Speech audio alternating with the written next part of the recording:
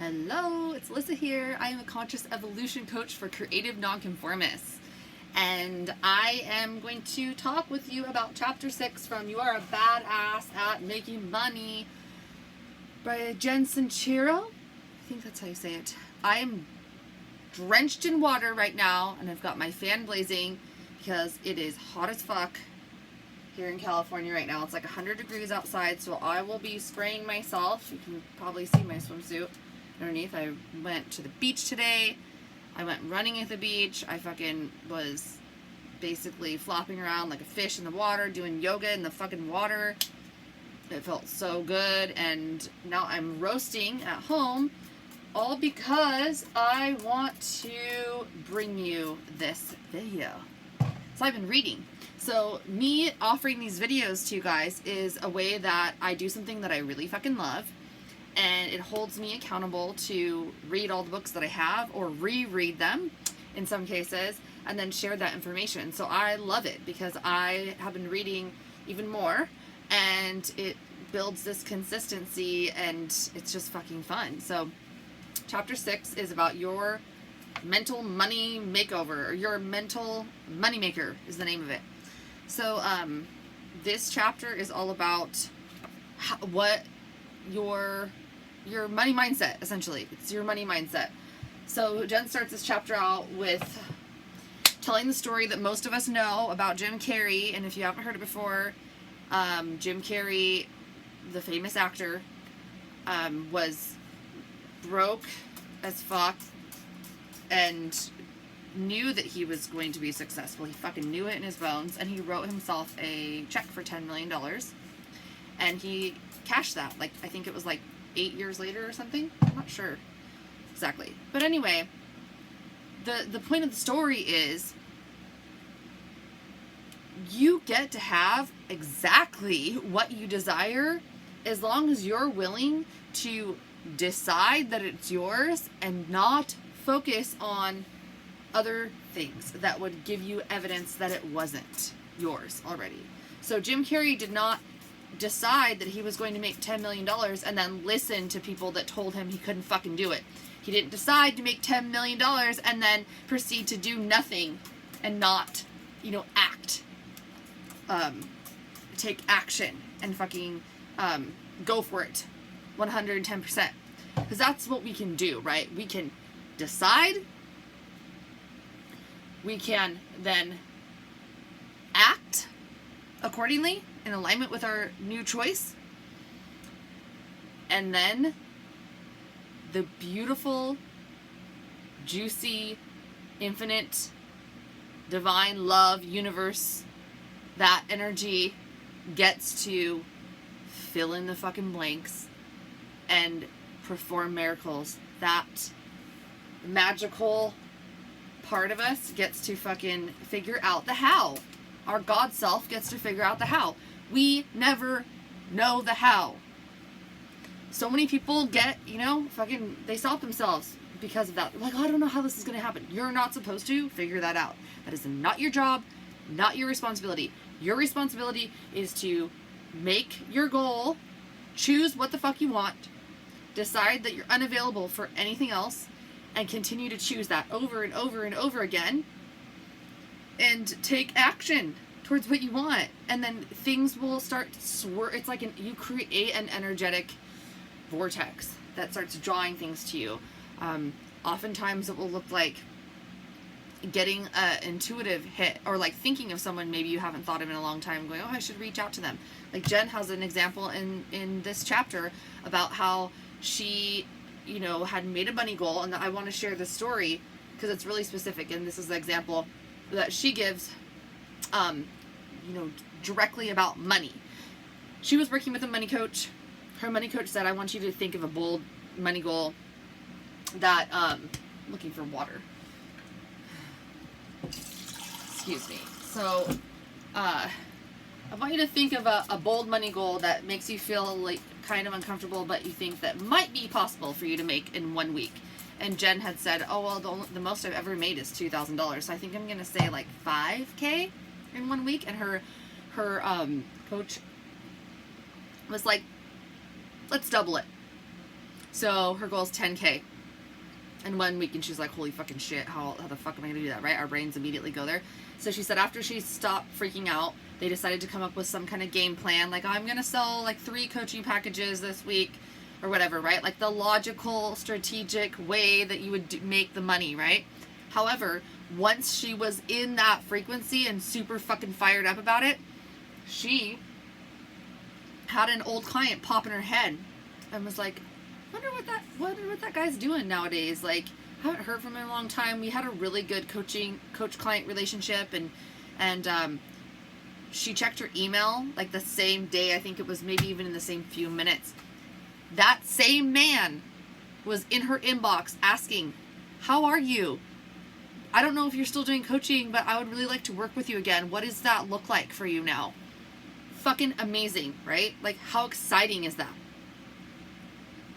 So my point is, like, when you get yourself into that fucking frequency of what you are now choosing and you're like super psyched about it, you start drawing in, you become available for just like unknown, unseen opportunities that you just, if you weren't in that frequency and you hadn't made that decision, they would have passed right by you, or you would never, it wouldn't have occurred to you.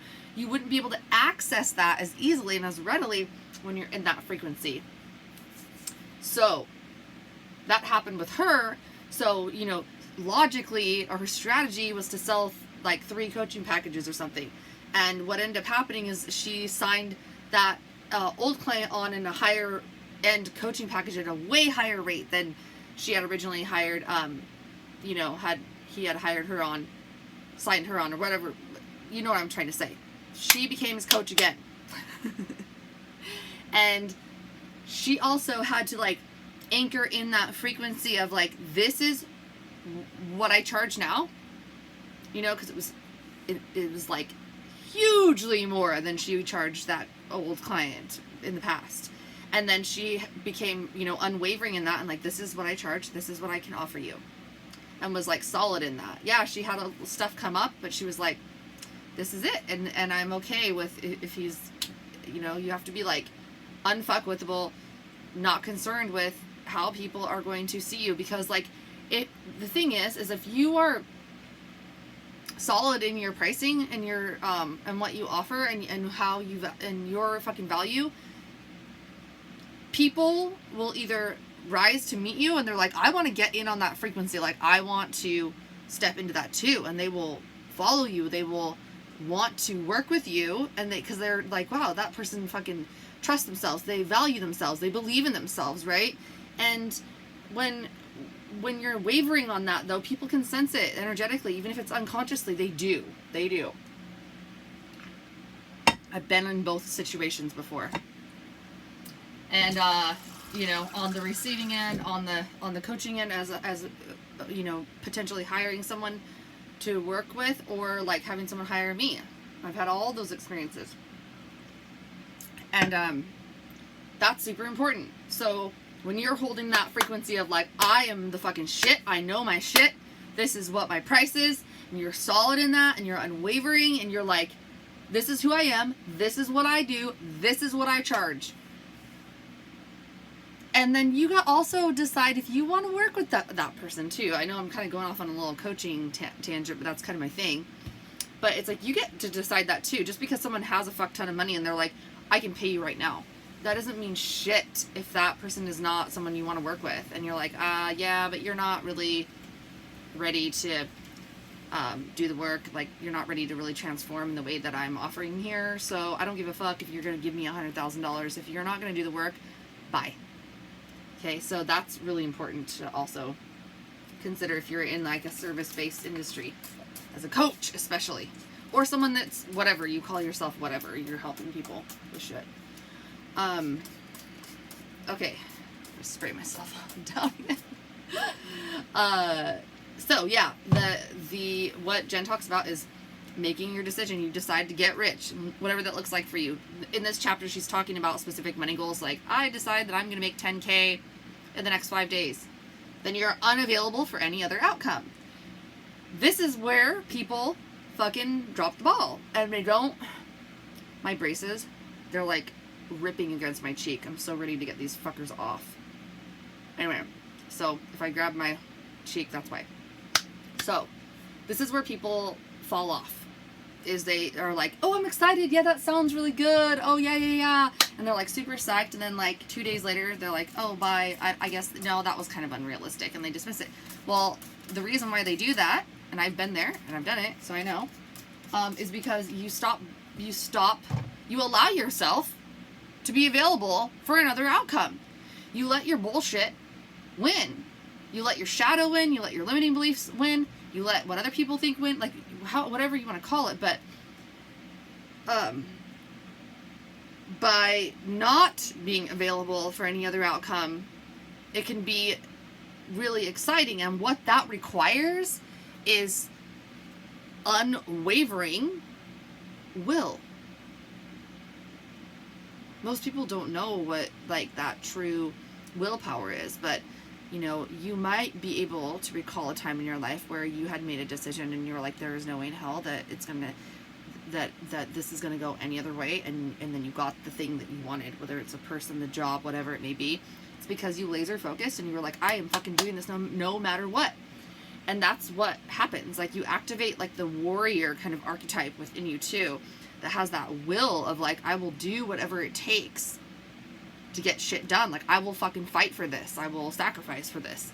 And that's essentially what has to happen. It's like, you do whatever it is.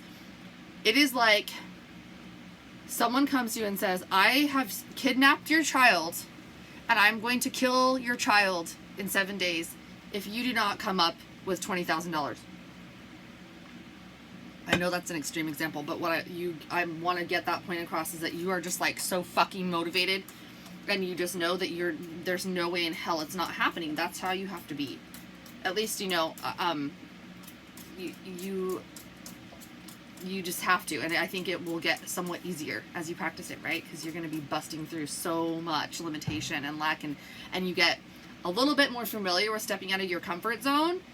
So like, it's like, you still have those feelings come up of like fear and doubt and maybe some anxiousness, but it's like you recognize it and you're like, ooh, this is a sign that something really good is about to happen. Or this is a sign that I am fucking really honoring my desires. This is a sign that something is about to fucking radically shift in my life for the better, and I am so fucking pumped because I'm terrified right now.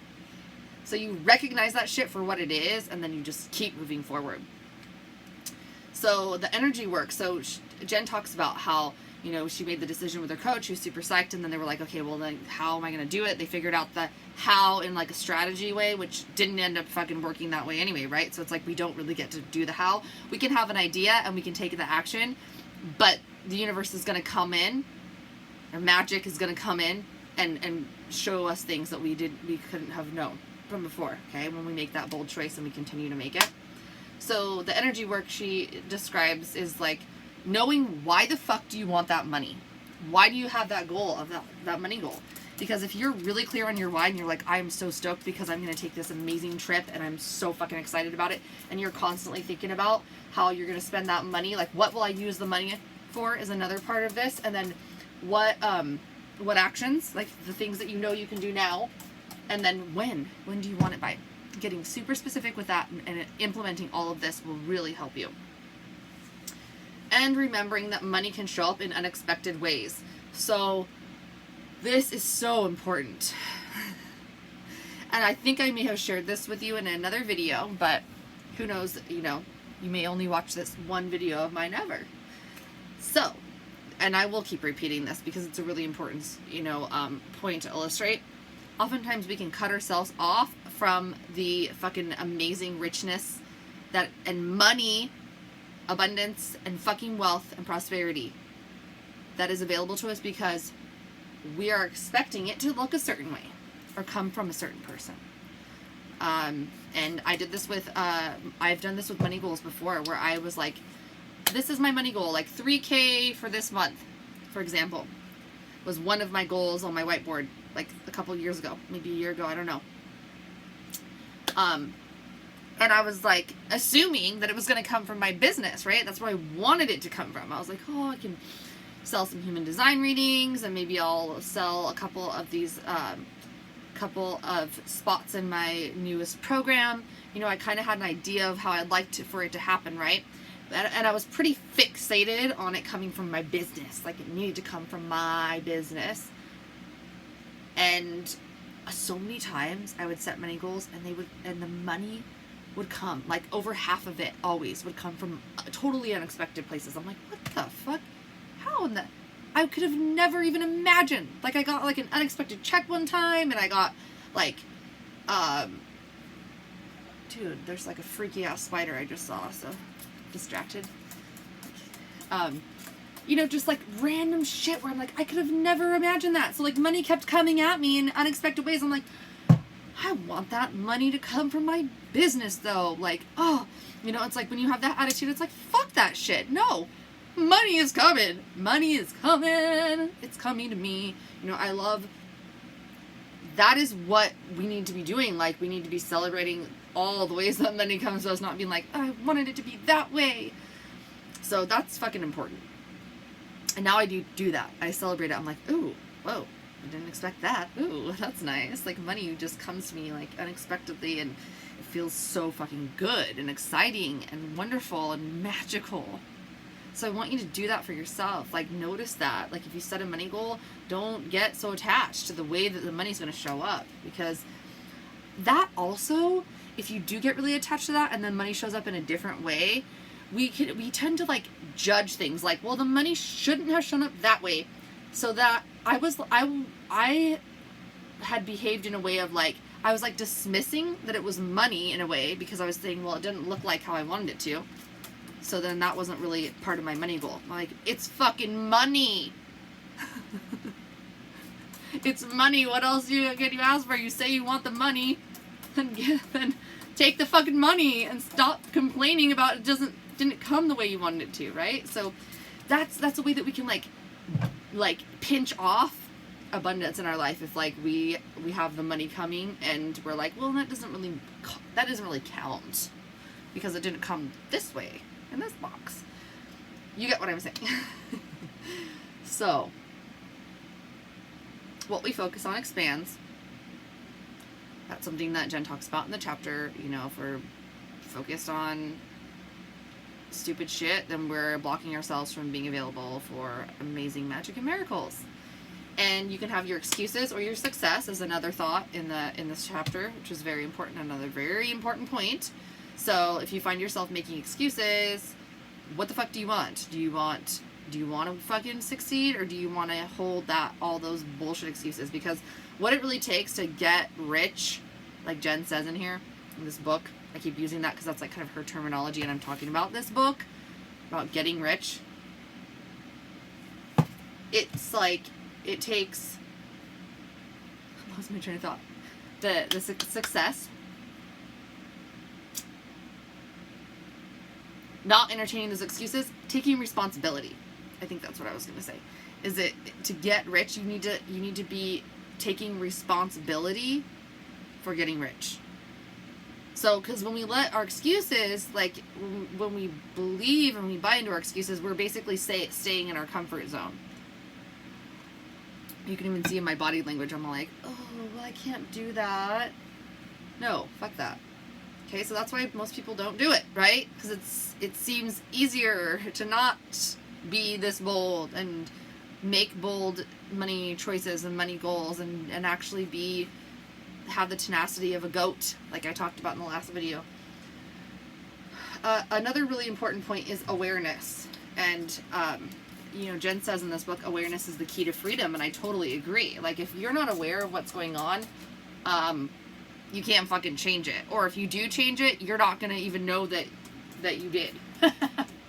And coaches can be really helpful for that, right? Or a teacher or a friend or anyone outside of us can see our blind spots and can say, dude, you are fucking, you know, you're really negative today, or whatever, you know, like they can give us that feedback. And so that can also be super helpful for like fast tracking your awareness on things, but also just noticing. You can practice it yourself. I love doing this practice of just noticing your thoughts, like getting quiet, noticing what comes out of your mouth when you're speaking to other people. That is very revealing. of what continues to loop in your head. And I'd like to share with you a couple quotes that were great from this chapter. Riches come to those who believe anything is possible, even when all signs point to no way in hell. I fucking love that quote. It is so good. So good, because I've lived that, and it's felt so exciting to just put those blinders on and be like, this is happening. This is happening. And I have a really cool story where that happened in my life. When I was 12 years old, I am a huge Smashing Pumpkins fan, and I was like their super fan when I was that age. There was, at that time, I'm 37 years old. And at that time, we didn't have the internet. Like, we didn't even have a computer in our house. So I had a radio, and I had a few CDs and some tapes. So I listened to the radio, and there was a national radio station that I would tune into that played like alternative rock type stuff. They were doing a contest to win a trip to Madison Square Garden to see the Smashing Pumpkins at Madison Square Garden in New York City for 2 nights in a row, all expenses paid, and $200 spending cash, and a dinner at the Hard Rock Cafe and Hotel or something like that. When I heard that, I was like, I'm winning that. I will do whatever it takes. I had the tenacity of a goat, for sure. And I was so fucking, I was so certain this is mine. And my dad, cautioned me. He's like, don't get your hopes up, honey. Trying to deter me. I'm like, no, there's no way in hell. So what I did was I set my alarm in the middle of the night, because it was East Coast time. I lived in the West Coast, Western United States. And I set my alarm for all of the times that they were going to be, doing entries. They did it at certain intervals. And so I'd wake up in the middle of the night, and I would enter, and I was entering as my mom because I wasn't old enough to enter this contest as myself, right? So I was using my mom's name. Continued to do that all summer, and they finally did the drawing. I think that is going for a couple months. And then the night before they announced the winner, which I knew they were going to do in the morning, I had a dream. My dream was auditory only. I could hear the disc jockeys talking. They were having this conversation. It was lighthearted and fun. They paused. They drew the winner, and they said my mom's name. And my mom got on the phone, and she was crying. She was super excited. And then the next morning, that happened.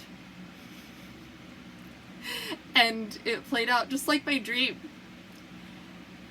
And my dad, both my parents, I'm sure, were just fucking blown the fuck away. They're like, oh my God, she did it. She won this thing.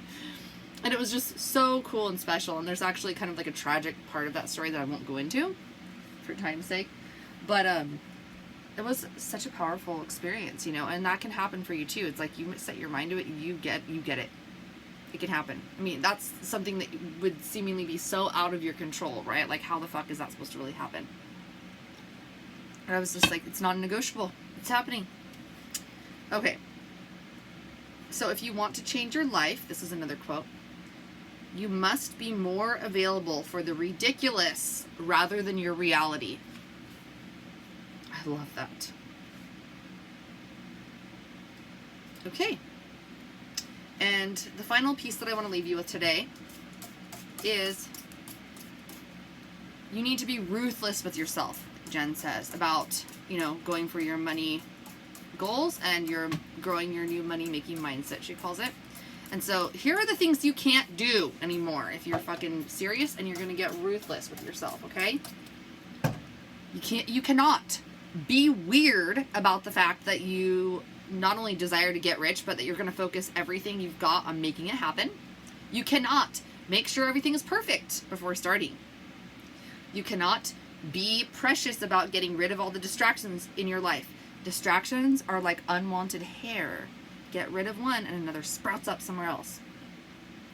Get rid of whatever is most easily dealt with, and as far as the rest go, learn to stay focused on making money in spite of them. You cannot whine about how little time you have, or how nobody around you is supportive, or that you're already working 40 hours a week. Take responsibility for the fact that you created everything in your life via your thoughts, beliefs, focus, actions, and energy, and that you have the power to shift your mindset, raise your frequency, and things can get better. So you gotta not be a fucking victim. And you cannot need to know exactly what you're doing before moving forward. So you just take the next step that feels right. And you cannot get advice from people who aren't farther along than you are. We tend to want to involve our old pals and people we feel comfortable with when we're pushing ourselves into a new financial zone. But if you really want to grow, you need to hang with people that you can learn from, that are fucking ahead of you in that way, right? That is so important. Okay. So that's it. That's all. And I don't know. Does she have a money mantra this time? Yeah, it does. Yeah, it does. She does. It is: I love money because it comes when I call. Jen also cautioned something that I feel like is really important to say too, is like, affirmations don't do fucking shit if you have all kinds of conflicting, limiting beliefs living below them, or living in with them.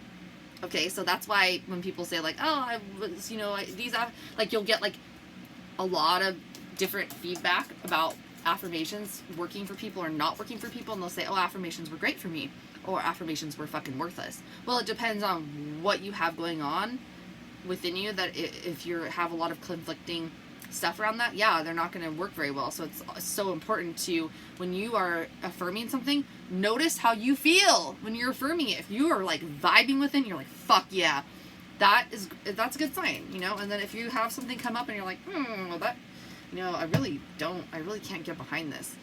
Why? Examine that. Why can't you get behind it? Right? Back to that awareness piece. So that's it for today. Thank you so much for watching, and I will see you soon for chapter 7. Bye.